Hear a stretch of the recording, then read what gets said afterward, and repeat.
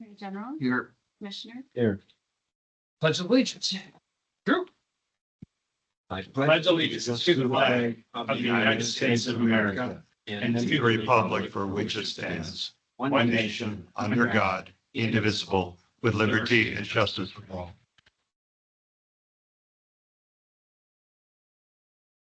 Thank you, everyone, for being here for this special industrial commission meeting. I know everybody's busy, so let's get to it. Nathan. All right, yeah. Today's matters relate to two orders that were signed by the commission in late November, of which Continental has filed a petition for reconsideration.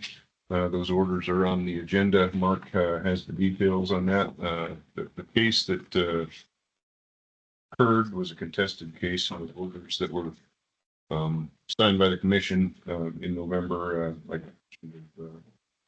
Continental's filed a petition for reconsideration for those. So I'll turn it over to Mark to go through those details and where we're at with that.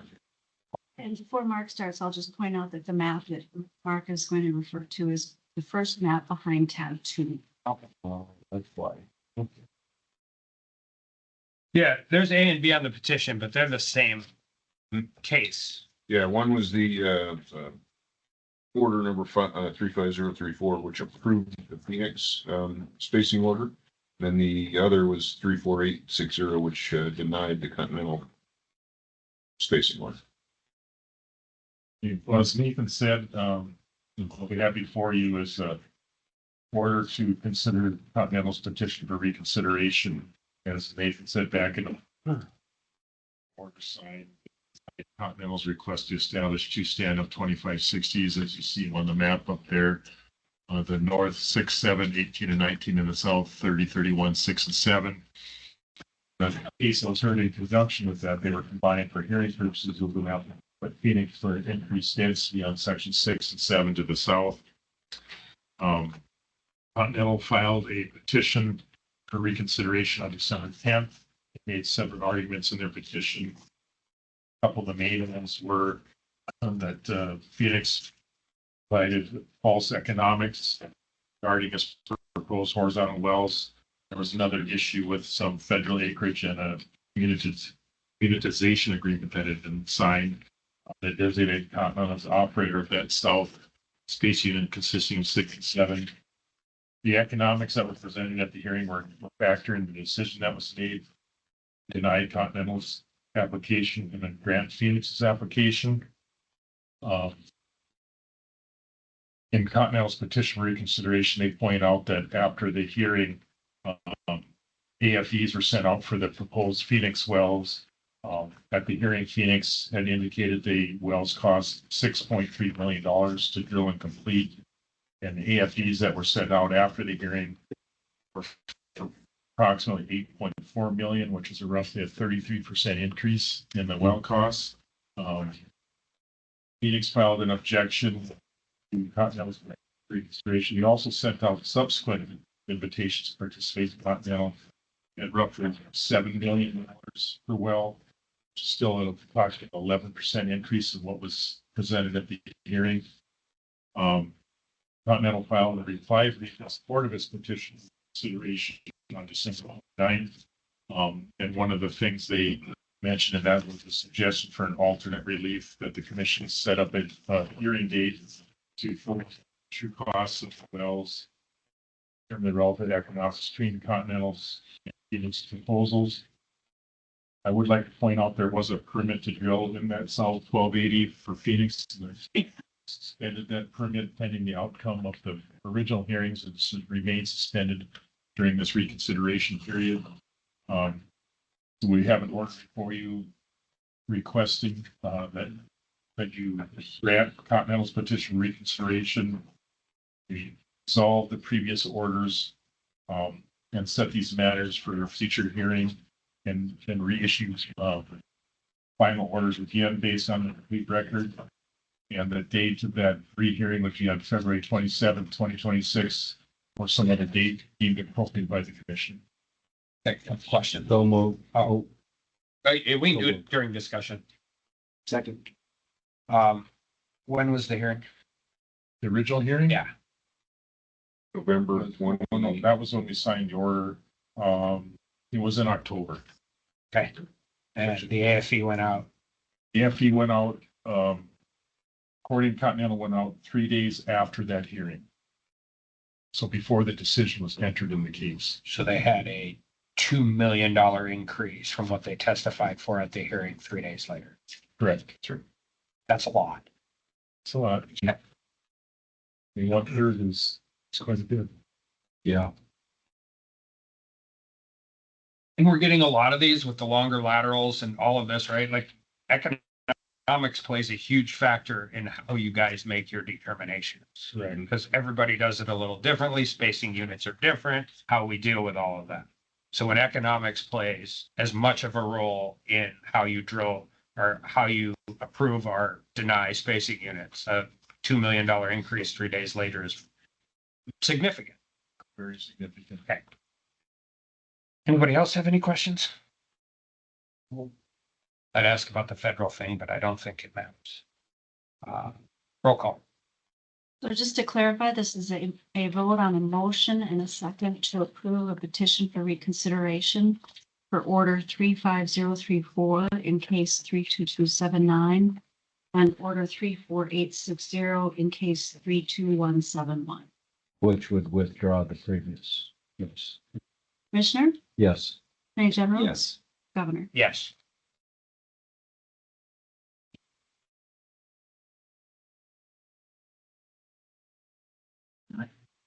This sign. Well, let's hope they get this straightened out, clarified. It will, it'll get clear.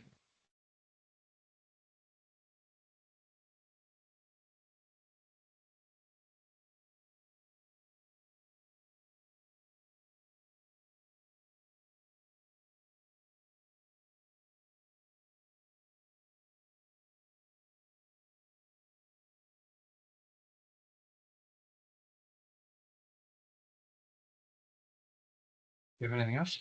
No, that's it. Shane, a couple weeks. I guess one would. Yes. Happy New Year. Happy New Year. Thank you. So that hearing just gets opened up completely, huh? I mean, there's just. It's over, yeah. Hearing, they come in, oh, Yep. Previous orders are dissolved. Start over. with some sense, they'll come back and just different perspective. Probably. Yeah. Interesting. All right. Take care. guys. Thank you. It's 2 miles, 3 miles, 4 miles, how everybody is, I mean, everybody is $58 oil. Everybody's chasing different technology. Longer laterals for- Cheaper. They're trying to put themselves in the best position. It better be accurate. Yeah, but to start with one figure, when you come to us, and then a different figure that you get from companies that have working interest. Yeah.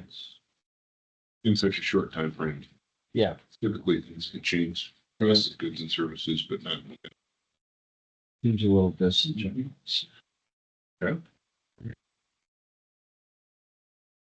You all. Yep.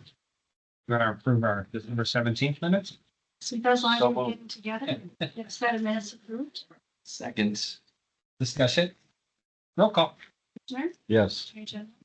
yes. Governor. Yes. The last thing that we have for you from the administrative office on the agenda is just an update for you on the process for the executive search for the next North Dakota Mill Elevator president and CEO. Vance Taylor, having submitted to you his planned resignation date of July 3rd, 2026. Since that time, we've had the opportunity to meet with the state procurement office and get working on a request for proposal for executive search services.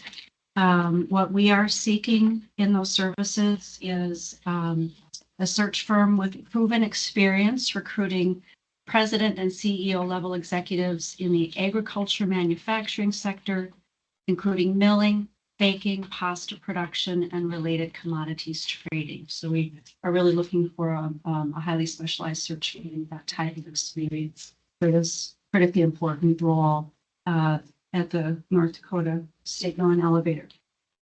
The RFP schedule is behind tab 5.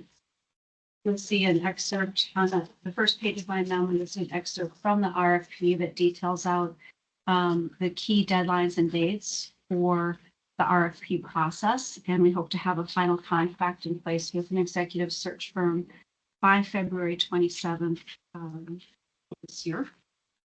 And then once that is in place, you'll see on the next page a projected schedule for the remainder of the search as the search firm sources candidates and we move through the screening and interview process. And we hope to have candidates to present to you for final interviews the first half of May. So it's a pretty aggressive schedule, but that is what we're proposing. So the action that we need from you today actually is to approve the search committee with each of you having selected a member to serve on that committee. And then the search committee can get to work with the search firm once the search firm has been selected. So that is the action that we need today. And I do have a proposed motion for you behind tab. Yeah, now. Well, I'll move that and then I have a Second. question. Discussion. So this is what makes things a little messy, but are we required to go through procurement? That whole procurement process for this, just for a search firm? So we did, there is a state contract that we looked at where they've already pre-approved a number of search firms that could potentially be utilized for this process. But after having discussions with the head of state procurement and a couple of the other officers, because of the unique This is specialized, yeah. so highly specialized, none of the search firms that take contract demonstrated experience with a president, CEO level executive in the agriculture manufacturing sectors that we were looking at. So it was really determined that this was the prudent route to take. I would say that the state procurement officer, Sherry Neese, and her team turned this around very, very quickly, within 2 weeks and 2 holidays in there as well. So the RFP went out yesterday. So the ball is rolling, the process is moving. And so we are going as quickly as we can on it. But because of the highly specialized nature of the role, we felt it was really important to go that route. Well, that's what always worries me is we have this process set up which can hamstring the state, any of us as agencies or as an entity to do what's right. We need to hire the right person, have the right firm in place that can go out and find these individuals for us to interview. But okay, thank you. That was my concern. Walk through the whole timeline. It's like, just because it's aggressive, but it also gives us a buffer. Yeah, so Yeah. the goal is to have the search firm in place by February 27th, contract signed. And then the search firm will get to work sourcing candidates. And there's on page 2 of my memo, you'll see a timeline from the end of February through the first week of May. During that time frame, candidates have been sourced and presented to the search committee. The search firm will have the responsibility of doing a thorough vetting of those candidates as well. So by the end of that process, the candidates that do come before you as finalists will be the best candidates that have been identified. And so what it amounts to is really approximately 8 weeks of identifying and screening and vetting candidates. That is a pretty aggressive time frame. Comparatively speaking, when we did the Bank of North Dakota search, we had 12 weeks of candidate identification. And that actually got extended a little bit further. So this is an aggressive timeline, but we hope to meet it and then have that successful candidate in place in a timeframe that allows for that candidate to spend some time working with Vance. That'd be good. And getting to know the executive team along with Vance. So that's the full timeline from now until early May. Then getting that person in place to have the opportunity to work with Vance before his departure on July 3rd. Any I'm other good. details? No, I mean, I think I'm just gonna say it because you won't. Thank you. I mean, this all happened. Everybody thinks that when Vance issued his retirement, the last meeting, it seems like July 3rd is a long ways away. It's not.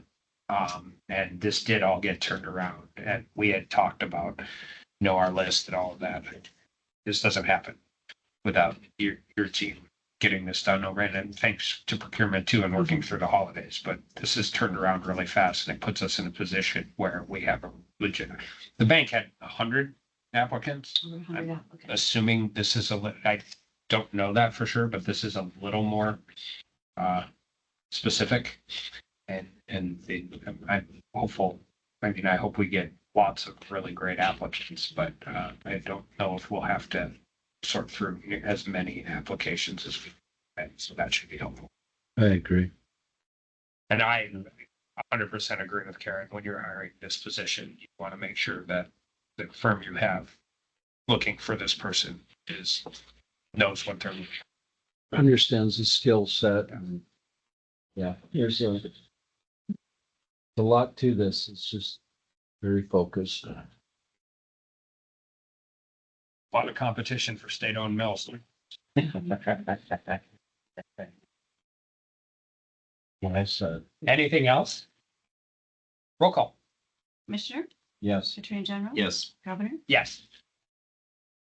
Oh, I should ask this, how do we pick the firm?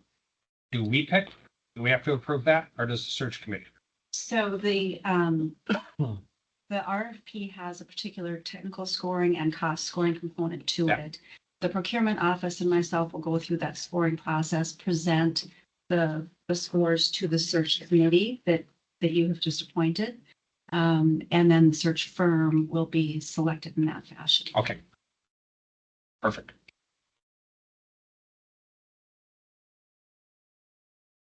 Any other administrative business? No other administrative business. And our next regular industrial commission meeting is Tuesday, January 20th at 9:00. Anything else for the good of the order? Thanks, guys. You